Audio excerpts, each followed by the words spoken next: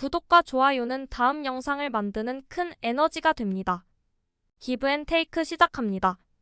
기브앤테이크의 저자 애덤 그랜트는 사람마다 주는 양과 받는 양에 대한 희망의 극적인 차이가 존재하며 이를 기버, 테이커 그리고 매처로 분류했습니다. 기버 받은 것보다 더 많이 주기를 좋아하는 사람 좌우명 살신성인, 테이커 준 것보다 더 많이 받기를 원하는 사람 좌우명 적자 생존, 매처 받은 만큼 되돌려주는 사람 좌우명 자업자득. 테이커를 가려내는 방법 그리고 성공한 기버가 되려면 어떻게 해야 하는지를 설명하고 있습니다. 주위를 둘러보면 대부분 매처이고 종종 기버와 테이커가 눈에 띕니다. 기버가 적은 이유는 더 많이 베푸는 것이 쉽지 않고, 테이커가 눈에 잘 안 띄는 이유는 남들의 비난이 두려워 매처처럼 행동하기 때문이라고 생각합니다.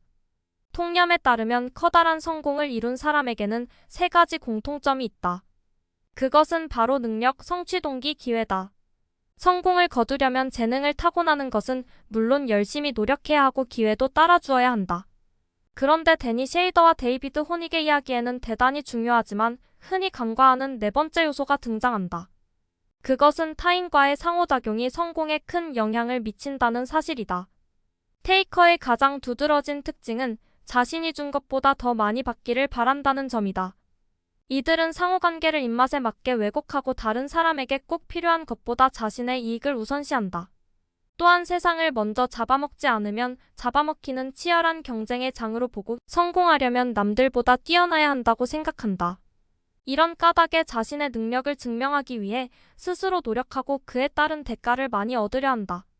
비즈니스 세계에서 기버는 상대적으로 드문 부류다. 그들은 상호관계에서 무게의 추를 상대방 쪽에 두고 자기가 받은 것보다 더 많이 주기를 좋아한다. 테이커는 자신에게 중점을 두고 다른 사람이 자기에게 무엇을 줄 수 있는지 가늠하는 성향이 있는 반면, 기버는 타인에게 중점을 두고 자기가 상대를 위해 해줄 수 있는 것이 무엇인지 주에 깊게 살핀다. 직업적으로 철저하게 기버이거나 테이커인 사람은 없고 대개는 세 번째 행동 유형을 선택한다. 그 유형은 바로 손해와 이익이 균형을 이루도록 애쓰는 매처다. 공평함을 원칙으로 삼는 매처는 남을 도울 때 상부상조 원리를 내세워 자기 이익을 보호한다. 당신이 받은 만큼 되돌려준다는 원리를 믿고 인간관계란 호의를 주고받는 관계라고 생각한다면 당신은 매처다. 이처럼 성공 사다리에서의 밑바닥을 차지할 가능성이 가장 큰 사람이 기버라면 꼭대기에는 누가 있을까? 테이커일까? 아니면 매처일까? 둘 다 아니다. 자료를 다시 한번 자세히 들여다본 나는 놀라운 패턴을 발견했다. 성공 사다리의 꼭대기에도 기버가 있었다. 앞서 말한 대로 생산성이 가장 낮은 기술자는 기버일 가능성이 크다. 그런데 생산성이 가장 뛰어난 기술자를 찾아보면 그 또한 기버임이 드러난다. 양적으로나 질적으로 가장 높은 점수를 기록한 캘리포니아 주 기술자는 항상 동료에게 받은 것보다 더 많이 주는 사람이었다. 최고의 기술자와 최악의 기술자는 모두 기버다. 테이커와 매처는 성공 사다리의 중간쯤에 자리할 가능성이 크다. 목록 1. 부돈, 물질적 소유. 권력 지배력, 타인을 통제하는 힘. 쾌락 인생을 즐기는 것. 성취 남들보다 더 나아지는 것. 목록 2. 유익함, 타인의 행복을 위해 일하는 것. 책임 신뢰할 수 있는 사람이 되는 것. 사회적 정의, 사회적 약자를 보살피는 것. 동정심, 타인이 겪는 어려움에 반응하는 것. 테이커는 목록 1의 나열한 가치를 선호한 반면 기버는 목록 2를 더 중요하게 여겼다. 인맥은 우리에게 매우 중요한 요소로 작용해왔다. 노스웨스턴 대학의 우지 교수는 인맥이 은밀한 정보, 다양한 기술, 권력이라는 세 가지 이점을 제공한다고 말한다. 강력한 인맥을 쌓으면 정보, 전문 기술, 영향력을 이용할 수 있는 귀중한 통로를 얻는다. 인맥이 넓은 사람이 더 높은 실적, 빠른 승진, 높은 수입을 누린다는 사실을 보여주는 폭넓은 연구 결과도 있다. 단지 무언가를 얻을 목적으로 인맥을 쌓으면 성공하기 어렵다. 인맥이 주는 혜택은 의미 있는 활동과 관계를 투자한 결과로 따라오는 것이지 그것 자체를 추구한다고 얻을 수 있는 게 아니다. 지금까지 테이커를 가려내는 두 가지 방법을 살펴보았다. 하나는 평판에 관한 정보를 수집해 그 사람이 주변 사람을 어떻게 대하는지 확인하는 일이다. 다른 하나는 그 사람의 행동을 관찰해 이기적인 흔적을 발견할 경우 그의 행동 징후가 있는지 찾아보는 것이다. 자만심이 드러나는 사진, 자기 얘기에만 신경 쓰는 대화. 그리고 엄청난 연봉 차이는 그 사람이 테이커라는 믿을 만한 신호다. 애덤 리피키는 어떻게 그런 인맥을 쌓을 수 있었을까? 그는 진실한 기버로 행동했다. 내 인맥은 천천히 구축되었습니다. 나와 관계가 있는 사람들이 보다 나은 인생을 살아가도록 돕고 싶다는 마음으로. 일상생활의 소소한 부분에서 친절한 태도와 행동을 지속하다 보니 시간이 흐르면서 인맥이 구축된 겁니다. 흔히 스타 분석가는 자신의 능력만으로 그 자리에 올랐다고 생각하지만 연구 결과 실적은 갖고 다닐 수 있는 게 아니었다. 스타 분석가가 다른 회사로 옮기면 실적이 떨어지고 최소 5년 이상 그 상태에 머물렀다. 단, 어떤 스타 분석가는 회사를 옮기고도 계속해서 성공 가도를 달렸다. 그들은 자기 팀과 함께 회사를 옮겼다. 혼자 이직한 스타 분석가는 1위를 차지할 확률이 5%에 불과하지만 팀과 함께 이직한 스타 분석가는 1위를 차지할 확률이 10%로 이직하기 전과 달라지지 않았다. 다른 연구에서는 팀과 부서의 능력을 갖춘 동료들이 있을 때 스타 분석가가 최고 실적을 유지할 가능성이 더 크다는 사실이 드러났다. 스타 분석가는 새로운 아이디어와 정보를 얻을 때 뛰어난 동료들에게 의존하고 있었다. 심리학자 3명의 연구에 따르면 미국인은 독립성을 힘의 상징으로 보고 상호의 존성을 나약함의 신호로 받아들인다. 자신이 남보다 뛰어나며 완전히 다른 존재라고 여기는 테이커가 특히 그렇다. 테이커는 남에게 지나치게 의존하면 너무 약해져서 상대를 능가할 수 없다고 믿는다. 뛰어난 팀을 버려두고 혹은 새로 합류할 팀의 실력을 고려하지 않고 혼자 투자은행을 떠난 스타 분석가는 이런 함정에 빠진 셈이다. 반면 기버는 상호의 존성이 나약함의 상징이라는 관념을 거부한다. 오히려 상호의존을 힘의 원천으로 보고 여러 사람의 능력을 이용해 더 훌륭한 결과를 낳는 방법으로 여긴다. 상호의존성에 대한 이러한 생각은 사람들과 함께 일하는 방식에 막대한 영향을 끼쳤다.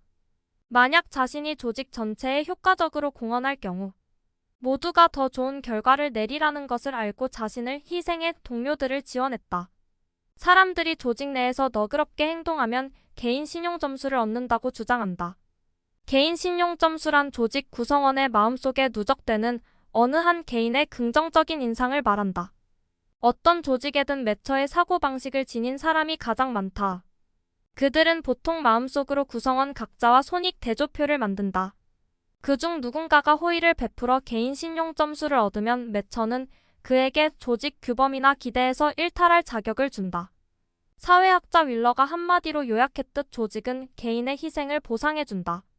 기버의 행동 방식. 일이 잘못되었을 때는 믿기 힘들 정도로 자신에게 엄격하고 일이 잘 풀리면 즉시 다른 사람에게 축하를 전했다. 팀 롱은 작품이 시원치 않으면 메이어가 몸이 상할 정도로 괴로워했다고 말한다. 메이어는 농담 하나하나가 사람들을 웃게 하고 때론 생각하게 하기를 원했다. 그는 자신에게든 남에게도 똑같은 잣대를 들이댔지만 남들의 실수에는 훨씬 더 관대했다. 교사의 신뢰는 자기 충족적 예언을 만들어낸다. 교사가 어떤 학생에게 잠재력이 있다고 믿을 경우 교사는 그 학생이 높은 학업 성취를 이루리라고 크게 기대한다.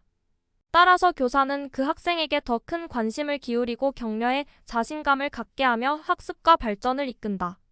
나아가 더 따뜻하게 대화하고 더 어려운 과제를 내주며 더 자주 지명하는 것은 물론 피드백을 꼼꼼히 해준다. 물론 타고난 재능도 중요하다. 그러나 기본 요건을 갖춘 방대한 후보군이 있을 경우 그들이 자신의 잠재력을 발휘할 가능성을 예측하는 가장 중요한 요소는 근성이다. 기버가 근성 있는 사람에게 초점을 두는 이유가 여기에 있다. 예를 들어 스캔더 같은 기버는 근성 있는 사람에게 동기를 부여하기 위해 시간을 투자하고 처음부터 근성을 심어주고자 온갖 노력을 기울인다. 스캔더의 얘기를 들어보자. 기대치를 높이는 것은 매우 중요합니다. 학생들을 밀어붙여야 해요. 자기가 할 수 있다고 생각했던 것보다 더 많은 걸 해내고 더 멀리 뻗어나가도록 말입니다. 나는 학생들이 내 수업에서 시험을 치른 다음 자기 인생에서 가장 힘든 시험이었다고 생각하길 바랍니다. 그렇게 해야 학습 능력이 더 좋아지거든요. 임머는 다른 구단들이 기버를 저평가한다는 사실을 깨달았다. 기버는 주목받으려 애쓰지도 화려하게 움직이지도 않기 때문이다. 현재 어떤 선수인지보다 무엇이 그를 성장하게 해 앞으로 어떤 선수가 될 수 있느냐가 중요하다. 임먼은 근성 있게 연습하고 기버처럼 경기하는 선수를 보면 아직 다듬어지지 않은 다이아몬드 원석으로 분류했다. 사실 근성과 기버 사이에는 밀접한 관계가 있다. 기버가 테이커와 매처보다 더 열심히 오래 일한다는 사실을 발견했다. 연습은 그다지 즐거운 일이 아니지만 기버는 팀에 대한 책임감 때문에 노력을 게을리하지 않는다. 많이 베푸는 사람이 많이 얻는 법입니다. 베푸는 사람은 모든 사람을 행복하게 해주죠. 타인에게 영향을 끼치는 데는 두 가지 기본적인 방법이 있다. 바로 지배력과 명망이다. 당신에게 지배력이 있으면 타인에게 영향을 끼칠 수 있다. 사람들이 당신에게 강한 권력과 권위가 있다고 여기기 때문이다. 명망을 얻어도 영향력이 생긴다. 남들이 당신을 존경하는 까닭이다. 상대가 회의적인 반응을 보일 때 그를 압도하려 하면 상대는 더 심하게 저항한다. 상대가 수능적일 때조차 지배는 제로섬 게임이다. 내가 힘과 권위를 더 많이 가질수록 상대는 적게 갖는다. 테이커는 자기보다 더 지배력이 강한 사람을 만날 경우 영향력을 잃을 위험이 있다. 반면 명망은 제로섬 게임이 아니다. 우리가 나눌 수 있는 존경의 총량에는 한계가 없다. 이 사실은 명망에 더 지속적인 가치가 있음을 의미한다. 따라서 우리는 명망을 얻는 법을 검토해 볼 필요가 있다. 테이커는 약점을 드러내면 자신의 지배력과 권위가 약해질까봐 걱정하는 경향이 있다. 반면 기버는 훨씬 더 편안하게 자기 약점을 드러낸다. 그들은 타인을 돕는 데 관심이 있을 뿐 그들을 힘으로 누르려 하지 않는다. 따라서 자기 갑옷의 빈틈을 보여주는 걸 두려워하지 않는다. 이들은 스스로 약점을 드러냄으로써 결국 명망을 쌓는다. 평범한 참가자가 그런 실수를 하면 청중의 호감도는 처음보다 떨어졌다. 그러나 전문가가 실수를 하면 청중은 오히려 더 호감을 느꼈다. 심리학자들은 이 현상을 실수 효과라고 부른다. 평범한 참가자가 커피를 쏟으면 이미지가 더 나빠져 청중이 그를 싫어하는 또 하나의 이유가 될 뿐이다. 반면 같은 실수를 전문가가 하면 자기보다 우월하게 여겨 거리감을 느끼는 대신 사람들은 그를 인간적으로 보고 친근하게 생각한다. 경영자가 강력한 화법을 구사해 지배력을 행사하려 하면 자기주도적으로 일하는 직원들의 입장에서는 회사에 기여할 마음이 들지 않는다. 프레게일에 따르면 누군가가 강한 어조로 말하면 듣는 사람은 그가 전체의 희생을 대가로 개인적인 성취를 우선으로 추구한다는 인상을 받는다. 힘을 빼고 말하는 리더는 명망을 얻고 그 밑에서 일하는 자기주도적인 직원들은 자신의 아이디어를 적극 수용한다는 점에서 리더에게 존경심을 품는다. 조언을 구하는 것은 스스로 자신의 취약함을 드러내고 질문과 조심스럽게 이야기하는 태도가 혼합된 힘을 뺀 의사소통 방식의 한 형태다.